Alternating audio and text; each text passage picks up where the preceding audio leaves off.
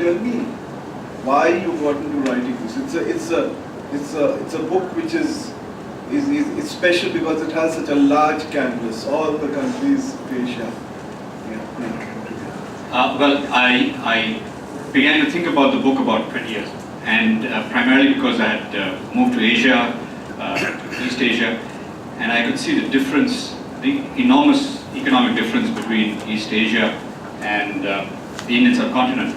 And I wanted to examine why it was that the parts of Asia that were ruled by Japan were the most prosperous in 1950 and are the most prosperous and industrialized and also egalitarian. Now, if you look at Japan, Korea and Taiwan, they are actually the most egalitarian societies in Asia, apart from being the most advanced economically and let's say even civilizationally. And so that was one aspect. The other aspect is I'd been arguing with some of the Korean professors that I'd had at the University of Pennsylvania as a postgraduate student about the difference between India and their countries. And to me, the real difference is that, first of all, the parts of Asia that were ruled by Britain the longest are the poorest and least developed. And so I wanted to examine why this was in detail, and also look at why West Asia is as divided and desperate as it now is. So I began to really look at the whole of Asia, and I also found that there really has never been a single narrative on the modern history of the whole of Asia. So that is what set me off on this road. It's been a long road. It took me about 3 years to write the book, but I hope that those of you who read it find it a worthwhile exercise.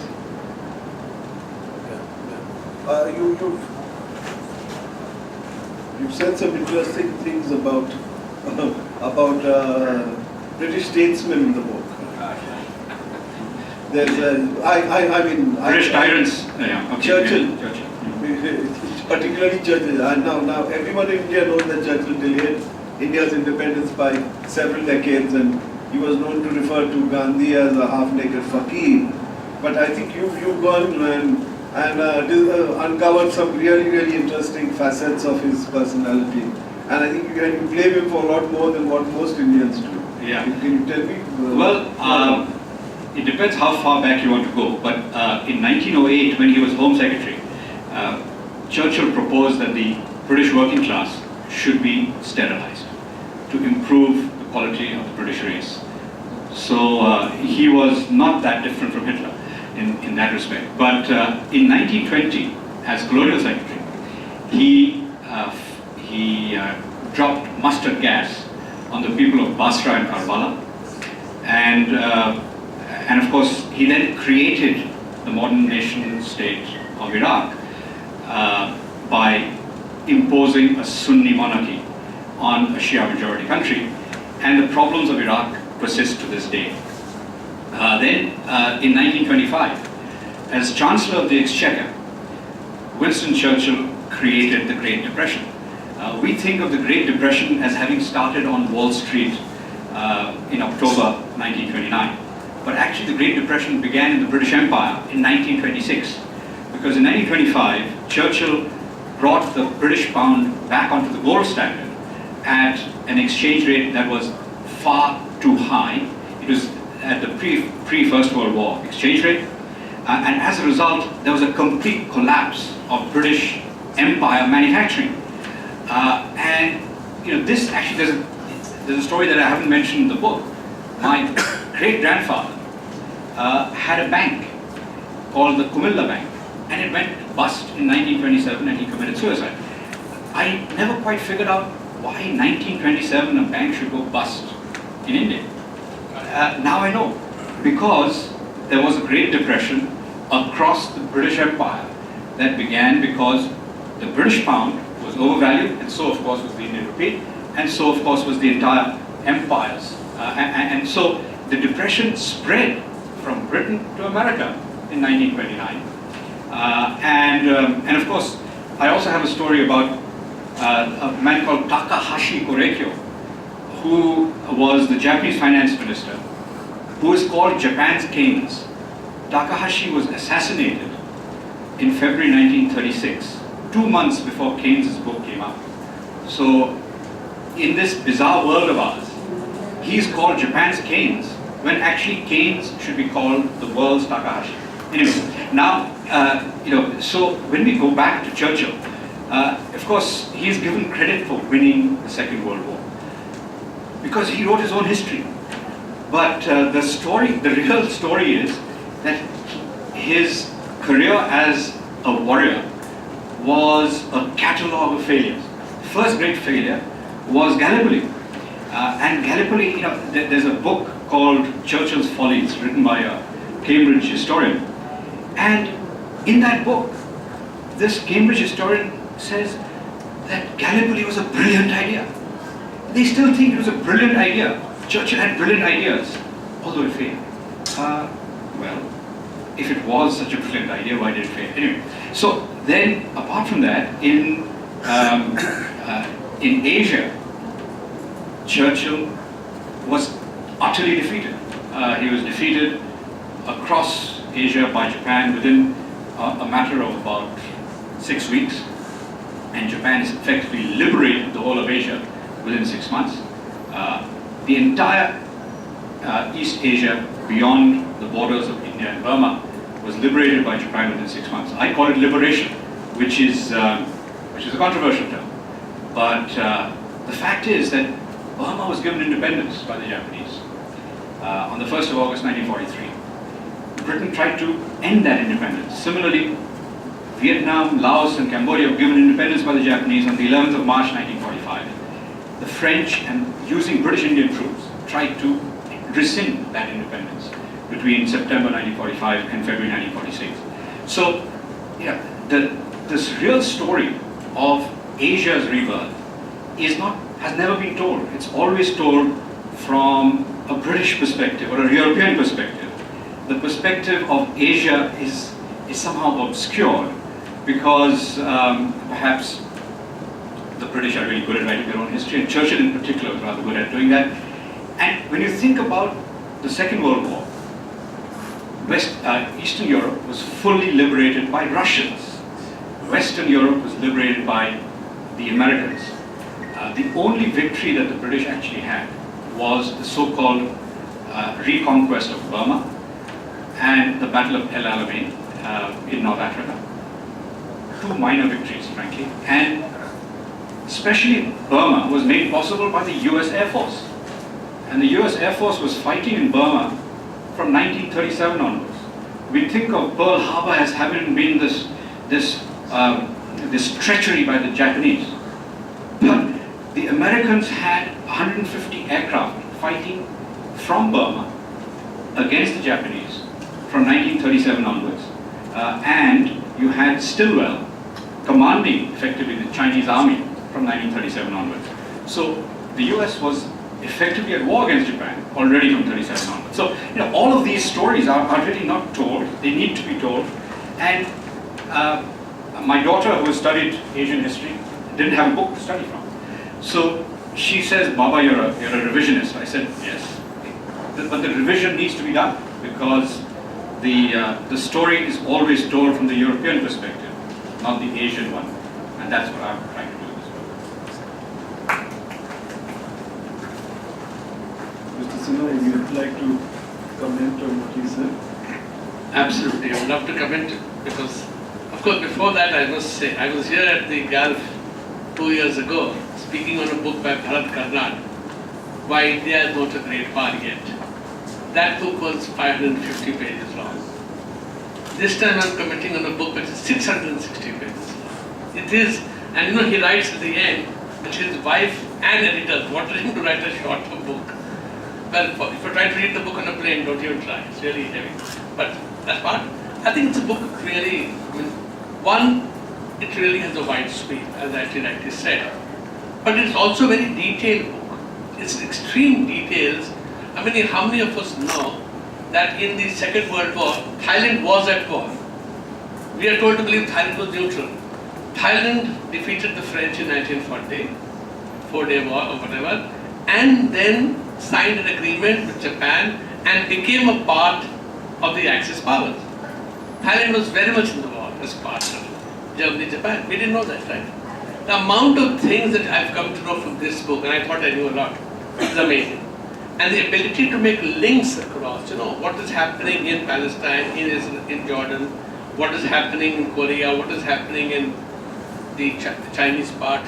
The fact that most of what we now think of China was effectively ruled by the Japanese for a very long period. Not by the KMT, the Kuomintang was already in Kunming, and it was from Chongqing. And it is from here that, Wang Jie and others are ruling it. The story of Asia needs to be told, and I agree that, people get upset, why are you guys revising history books? If you read the book, you'll find out why we really need to revise. 1922, India was on the verge of getting dominion status. 1922. Something that the British later went back on and did not really come back to it till much, much later on. Why partition in one sense became inevitable, but the Congress leaders were in jail throughout after the Quit India movement. That allowed Sinha as a British to play footsie and completely change the narrative. And now ultimately the 1946 election to India's Constituent the Senate legislature, it then became the Constituent Assembly, which agreed on partition before that, was effectively less than 1%. Yeah, Less than 1% of the Indians were part of the electorate. For the Provincial Assembly it was 14%, much higher. But for the Central Assembly, because the 1935 Act's federal provision was not in place, we used the 1919 Government of India Act. So effectively, 2 lakh voters voting for the Muslim League in 46, 2 lakh in this country, made partition inevitable. This is the kind of things which makes us, while counterfactual is a common practice in economics, it's not so much in history.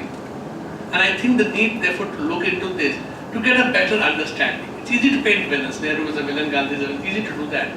But if you have to really go into it and understand why at different steps mistakes were made, why did Nehru and Patel effectively come behind Gandhi and let Subhash Bose on his own, and how that led to a completely different path.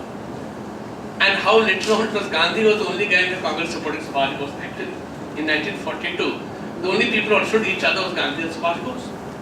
And Nehru, Patel, all others on the other side. So, this is the kind of history that we really need to understand. And particularly the role played by the British. You're right, since they've written their own history, they've written our history. So, what Japan did in Nanjing is well known and it's shameful. What they did in Nanjing is absolutely shameful. Nobody can ever condone it. But what did you do elsewhere? The fact that killings, executions, 1942 using planes to strap villages in Bihar and UP, 42, they actually used the Air Force. Against the 42 people killed in 42, this thing. Use of gas, use of rape as a weapon, they're all practiced by the British throughout. And none of it ever comes up. So the Japanese were horrible guys. They did horrible things, absolutely. But what were the others who also did equally horrible things? So while some become war criminals, others become heroes for exactly the same practices. But yes, it's a book, especially Thailand. I really had no idea about Thailand. We know it was somewhere there. We know the Americans went there in the Vietnam War for rest and recreation. But the fact that the Thai history is so fascinating again, another example. So I think it's a book which I have thoroughly enjoyed reading it, and it really tells you why in Asia today, where we are, how we are, I think this really comes out well. But one thing you must do is tell us what will happen, which is a very difficult thing to do. Well, I originally did plan to say what will happen as well, and I've already written that chapter, but that was 300 pages in the last chapter. So, just to add 1 minute. His last chapter is 207 pages. It's a chapter. Okay. So the next one was 300. So my publisher said, nobody's going to read a 1,000-page book. You have to reduce this to 20 pages. I said, okay, I'll try. I tried. After a month and a half of trying, it was still 200 pages. So I said, why don't you guys try? Then they tried for about a month. And they said, well, we can't reduce it. So now you have to write a summary. So I started again and wrote a summary. It was 30 pages, the epilogue. So the epilogue is 30 pages, but the second book is ready. I have to revise a little bit because of what's happened in Syria and all that recently, but it's ready. It'll come soon. But my basic point is, I have a brief thing at the end, which, I think that this will be Asia's century. It will be Asia's century. It will not be China's century, thankfully. And the reason why it won't be China's century is simply that China has the grandmother of all asset bubbles. It's not merely the mother of all asset bubbles. It is the grandmother. I mean, so they've basically spent the last 17 or 18 years building bubble upon bubble upon bubble of real estate capacity and prices and industrial capacity. So it is inevitable that sometime in the next 18 months, China will have the greatest crash we've ever seen, crash. And so that will basically mean that over the subsequent 20-25 years, China's fate will be a lot like Japan's in the last 25. The Achilles heel of the Asian or East Asian economic model is the financial sector. And Japan suffered the consequences, partly because Japan was forced to appreciate its currency in 85 to 90.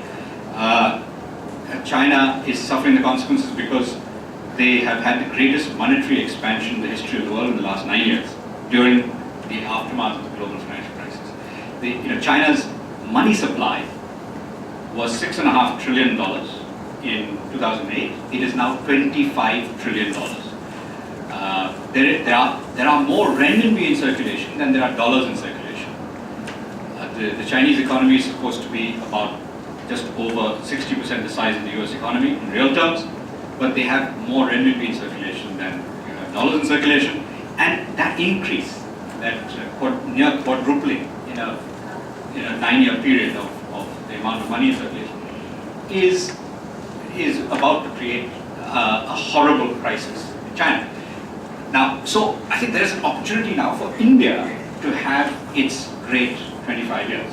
The next 20-25 years could be India's decade. If we learn the lessons of the Asian approach to economic development, I don't think we currently have the wherewithal to fully capitalize. I mean, we have the demographics, but I don't think we have necessarily the ability to fully and rapidly industrialize.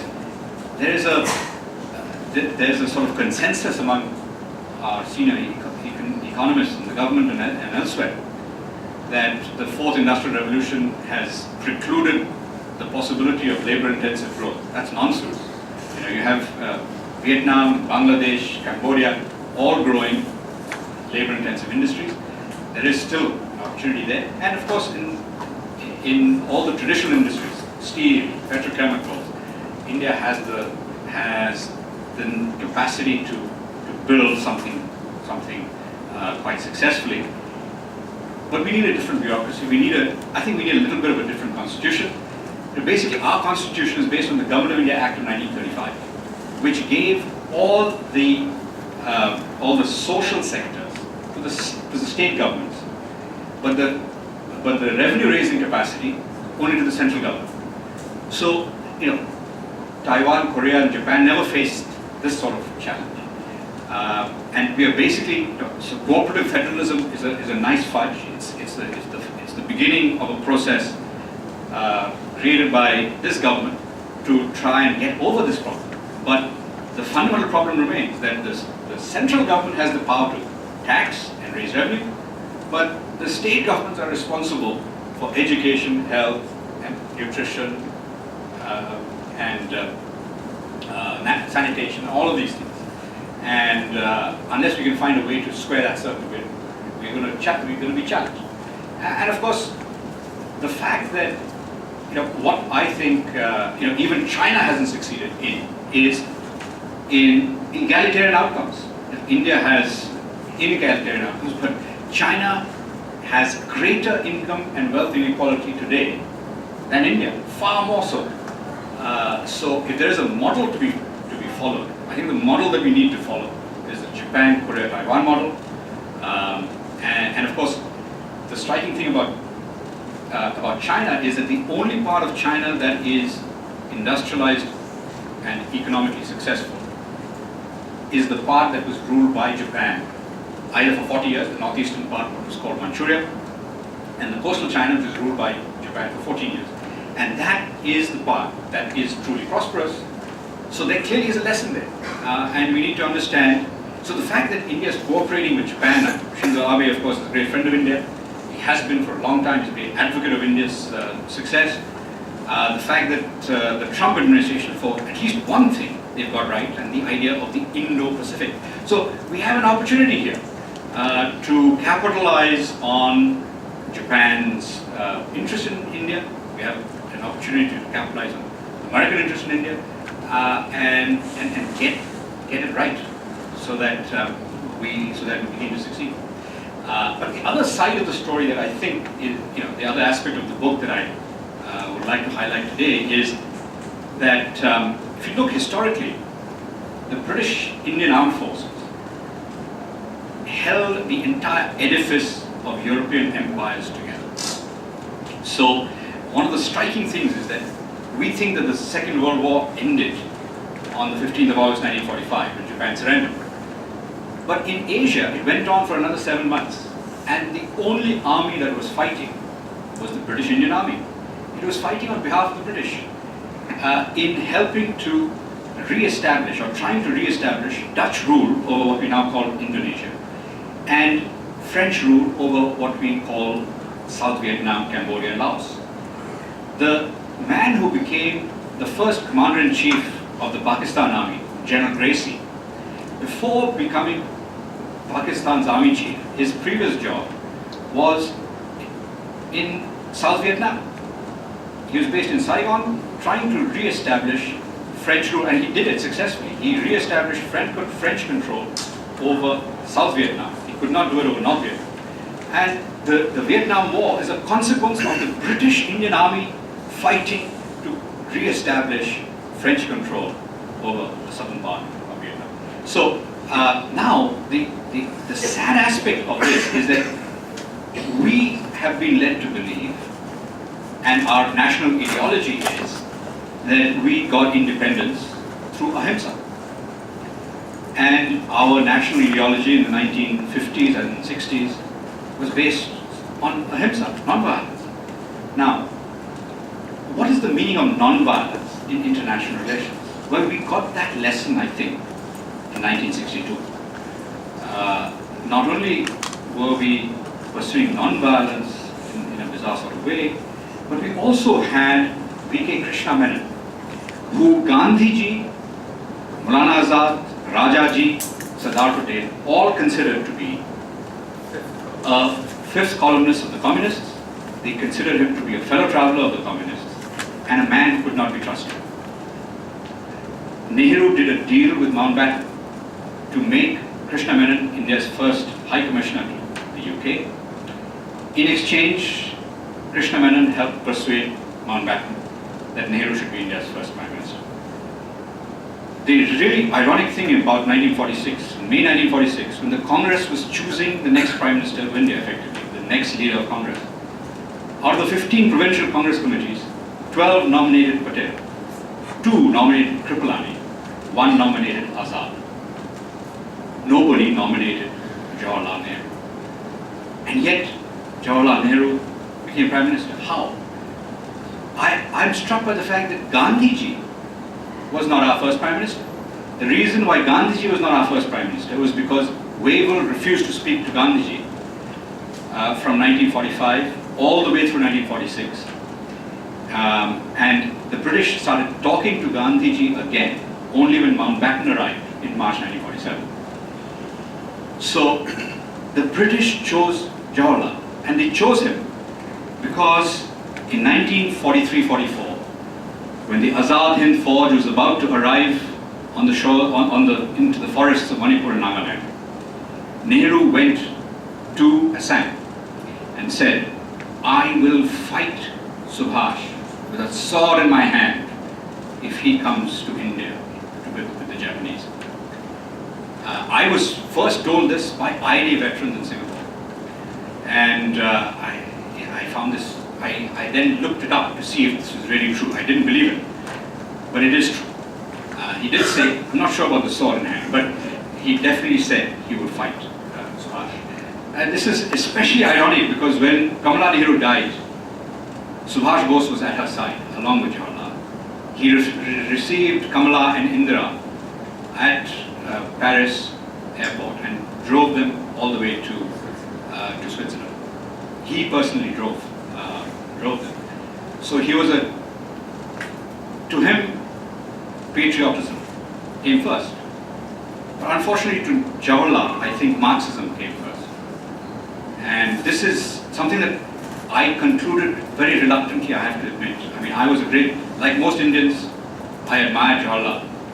I admired Nehru throughout my youth. I knew everything about him. And it was reluctantly that I came to the conclusion that it was the tragedy of India that we had Jawaharlal Nehru as our first Prime Minister. And I'll tell you what happened. I mean, I lay out in the book a few other things.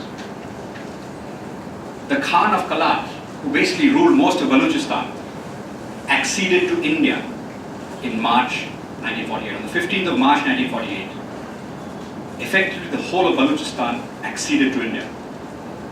He sent a letter of accession.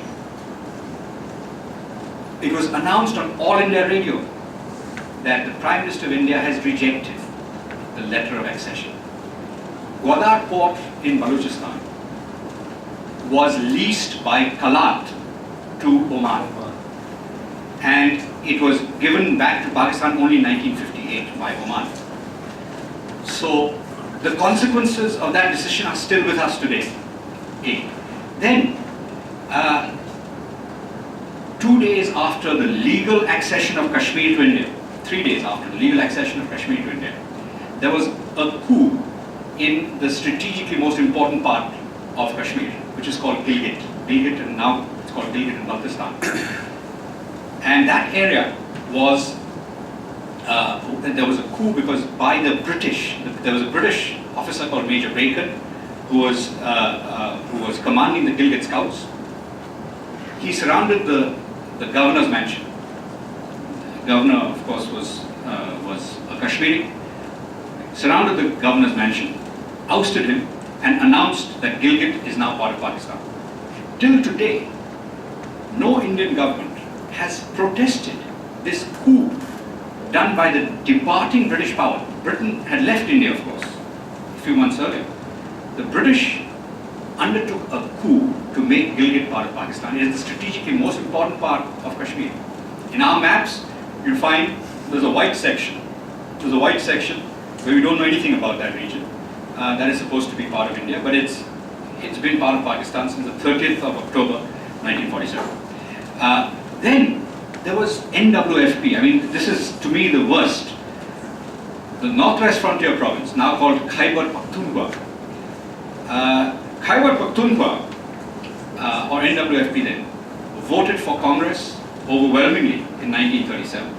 It voted for Congress overwhelmingly in 1946.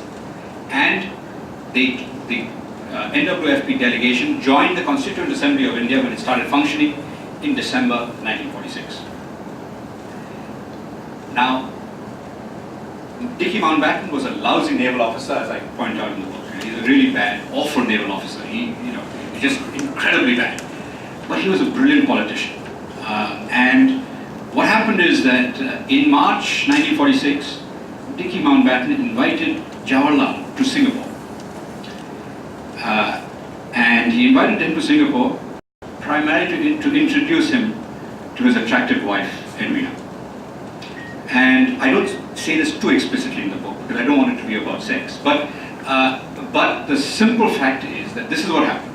He invited him in 1946, introduced him to Edwina, and the relationship began immediately thereafter. And effectively, he was inviting him to almost demonstrate to the Indian people that this is our man. We want him. And Gandhiji said in May 1946, when he asked Sardar Vallabhbhai Patel to step aside, he said, Vallabhbhai, for me, please step aside. Because the British really know him and they understand Jawaharlal. He is Harrow and Cambridge. He can truly negotiate with them. And it's ironic that from that point on, we basically had this family as the sort of royal family of India. So now the point is that in NWFP, first of all, until the 1st of March 1947, Punjab had a coalition government of the Unionist Party, which was anti-partition. It was non-sectarian. The deputy leader of the Unionist Party was called Sir Chotu Ram. And of course it was a Muslim majority party, but it had substantial Hindu and Sikh representation. Unionist Party, Congress, Akali Dal were ruling Punjab until the 1st of March 1947. Jinnah sent a man called Iskandar Mirza to Punjab. Iskandar Mirza was the great grandson of Mir Jafar. Mir Jafar, the Gaddar of 1757. His great grandson was Iskandar Mirza. Iskandar Mirza was sent to Rawalpindi and the surrounding villages to foment trouble there. And he started essentially terrorism. The start of jihadi terrorism, I think, was 16th August 1946 at the Great Calcutta killings. But then it spread to Rawalpindi. And they started killing the Hindus and Sikhs in villages around Rawalpindi. As a result, the Akali Dal said, we are going to do the same thing. They created Jathas to start killing Muslims on the Amritsar side. And the British used this as an excuse to dismiss the government of Punjab. Now, Punjab had no government, no elected government from 1st March 1947 until post-partition. So the riots that happened post-partition were well, not necessarily engineered, but certainly connived at by the British. The British controlled the police. All senior police officers were British across Punjab. The governor, of course, was Jenkins. He was British. And the culpability for the horrible, horrific violence that happened in Punjab in 1947 belonged to the Brits. And they never get any blame. The really remarkable thing is, the blame falls only on the Indians. The British were never blamed. They never took out the army. And this is the sort of impunity. Nobody was ever prosecuted for all the killings that occurred. Nobody was ever brought to book for what happened in 1947. And the idea of 1947 was to ensure that Hindus and Muslims, and particularly Indians and Pakistanis, would have deep-seated enmity generated through this violence. And it was divide and rule at its worst, not quite at its worst, because even worse was what happened to Burma. In July 1947, Aung San and his entire cabinet was assassinated at the British behest. So they did some horrible things, and it's about time there was a reckoning.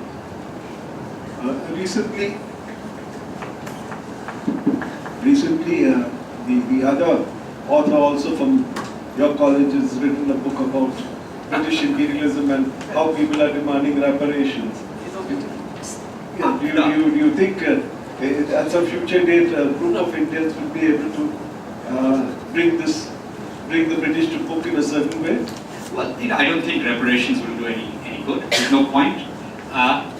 But before long, I think London will become an Indian colony. I mean, they already eat our food. They eat much more Indian food than they used to in the past. That's because their own food is lousy. Yeah, it was, but it was always lousy. Their food is lousy. How can they eat? Yeah, but they used to. They used to. While they were ruling us, they didn't eat Indian food. When they were here, they didn't eat Indian food. Now they do. Okay, that's one. And if you think about who is the biggest employer, they have a South Asian mayor. Yeah, they have South Asian mayor. Indian subcontinental mayor, I call it. Anyway, South Asia is a Pakistani construct. I mean, the word should be Indian subcontinent. Anyway, so but the other aspect is that the Tatas are the biggest single industrial employer in the UK. And if you think about most of British industry, I mean, L&N Mittal, the Tatas, Vedanta, all of sort of metal manufacturing is basically Indian owned. And so it's a matter of time before this begins to have more of an influence. And now that Britain is leaving the European Union, You know, the really interesting thing is Britain used to trade primarily with the Commonwealth until they joined the European Union. And they then made the European Union the center of existence. Now it's over. So what's going to happen? They'll have to come, you know, Theresa May has already been to India. Her first tour was the hope of having a relationship with India, a trade relationship. She came cap in hand. I don't think we need to ask for reparations because you know, we have our own challenges. We need to overcome them. But before long, Britain, London will be you know, and London's future has to be as India's financial center.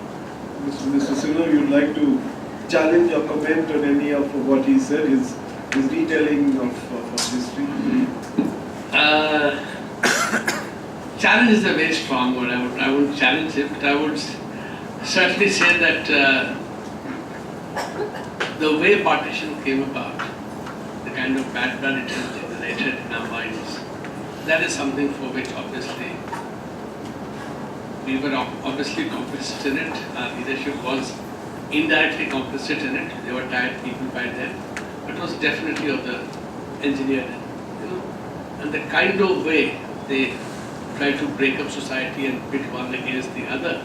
If you look at the way the Electoral College was created in 1919 and 1937, it was basically meant to ensure the balkanization of India. But I'll go a step further. I'll not just talk about India. I mean, the sense that, you know, this book, there are lots of lessons to be learned in how the political development took place in Indonesia. Now, Indonesia is a fascinating country. The Ind, of course, in Indonesia stands for India. And Asia because it's a series of islands. The way Indonesia, in the evolution of the nationalism, had two strong factors going for them.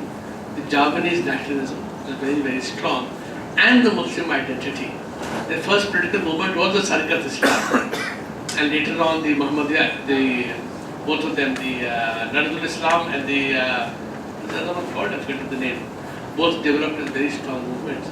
So you have this parallel development of Islamic identity on one hand, so therefore you have the Masumi coming in where the Japanese are there, and you had the secular Javan nationalism to begin with, which then of course Javan included the elite of Sumatra also, but not the other islands, you know. But how they were able to evolve on their own, I think that is again is a lesson which is very important for a country like India, which is huge and diverse, you know. The fact that the Indonesians chose the least biggest language as their national language, the language of the islands of Riau, because of the bazaar language. Javanese was 60%. So they said if you impose Javanese, the others will not be happy. Therefore Sumatra would not be happy, the Bugis would not be happy. So they chose. So I think there are lots of lessons to be learned, and especially as you said, the way the Japanese, when they ruled those areas, they ensured primary education for all, they ensured primary health for all, and they created circumstances for industrialization. Now today we think of North Korea as a dark hole. The fact is, till the partition of Korea, the developed part of Korea was North Korea. To South Korea, which was a begging bowl. South Korea's per capita income was lower than India's in the early 60s. You know? But the fact that they laid down this solid base for growth to happen, which, as I said, being on the losing side of 1945, really put them on the wrong side. And therefore nobody really gives the Japanese, and Japanese themselves have lost confidence in their ability to lead. The fact is, it is still per capita income of Japan is several times that of China, for example. It's very, very high. And that is, you know, this is the kind of things, how do you leverage that, and how do the other Asian countries work together towards ensuring a set of rules that is fair to everybody, but the big does not have an advantage, cannot break the rules, and therefore that we have a more democratic international order. That is something I think which going forward, countries like India will have to contend with. Becoming a leader without becoming a leader, in that sense. So becoming more of a convener and help set the rules of the game, rather than just be a rule taker. Whatever rules are imposed, just take them. But in the process, do it in a negotiated manner. And this is the kind of issue of the future that we really are looking for. Richard, thank you so much. Thank you.